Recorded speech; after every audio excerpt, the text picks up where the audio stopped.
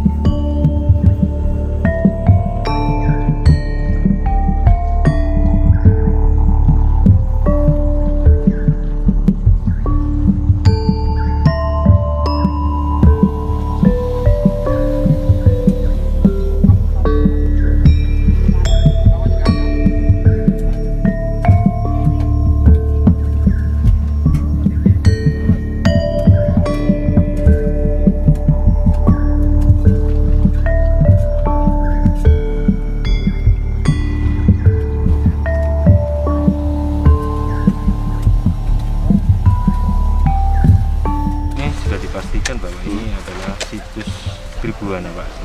Iya, jadi yang selama ini yang kita punya dapatkan referensinya bahwa Berrekahuripan ini adalah tempat pendarmaannya Ratu Tribuana Tunggadewi.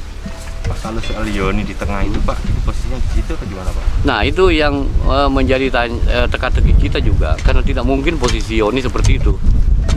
Jadi kelihatannya pernah digeser pada masa lalu. Itu terbukti dengan setelah kita menggali bagian tengah untuk melihat sumurannya, ternyata itu timbunan. Jadi sudah banyak sampah-sampah modern yang ada di dalam, artinya mungkin ada usaha orang pada masa itu digeser yoninya, terus di bawahnya digali untuk mencari peripih atau apalah gitu ya. Dan mungkin tidak sempat dikembalikan lagi, hanya ditimbun aja. Mungkin ya, mungkin seperti itu. Ya. Pak, kalau Yoni sendiri ini fungsinya apa sih, Pak, kalau Yoni? Yoni itu kan selain dia sebagai tempat pengujian, dia juga simbol sebenarnya. Simbol, jadi harusnya dia berpasangan lingga dan yoni. Jadi sesuatu perpaduan yang sudah tidak ada lagi di arasnya. Jadi simbol kesempurnaan seperti itu. Yoninya sendiri disimbolkan untuk kesuburan.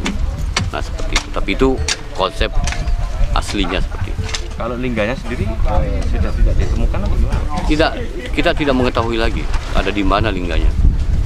Tapi mungkin kalau kita menelusuri di literatur lama atau di catatan-catatan Belanda mungkin masih bisa kita temukan. Jadi kajian yang kita lakukan ini dua sisi. Jadi bukan hanya sekedar mencari data primer, tapi kita juga melakukan penelusuran data sekunder.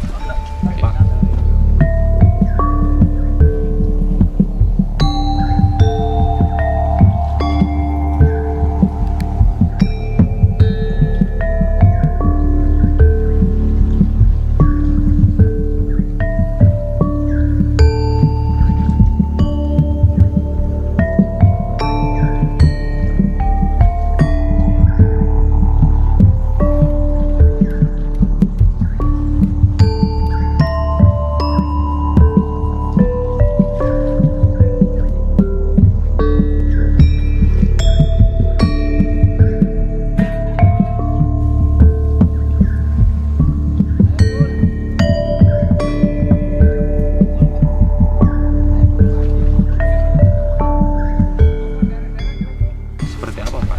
Nah, itulah yang masyarakat sini mengenalnya Watu Ombo ya. Jadi kelihatannya memang yang dirusakin itu adalah bagian tubuh arcanya. Jadi bagian lapinya dan bagian belakangnya arca, tempat melekatnya arca itu sendiri nggak dihancurkan. Jadi hanya bagian wajahnya saja, ya, wajah dan tubuhnya. Jadi diperkirakan arca siapa, Pak? Nah, itu masih sulit untuk diidentifikasi, tapi banyak orang menganggapnya bahwa itu adalah kemungkinan besar adalah perwujudan dari Tribuana Tunggadewi. Pak, itu rusaknya tahun berapa dan kapan? Data yang ada di BPJB seperti apa? Kita tidak mengetahui kapan itu terjadi pengerusakannya ya, tapi dari catatan Belanda juga sudah disebutkan bahwa dia rusak memang gitu. Sudah rusak. Jadi tidak ada cerita atau riwayat yang menyebutkan siapa yang merusaknya dan kapan dirusak, nggak ada. Apa benar Pak Tribuana ini ratu ketiga atau penguasa ketiga, Pak? Ya, yang ada di catatan ya seperti itu. Ya, seperti itu.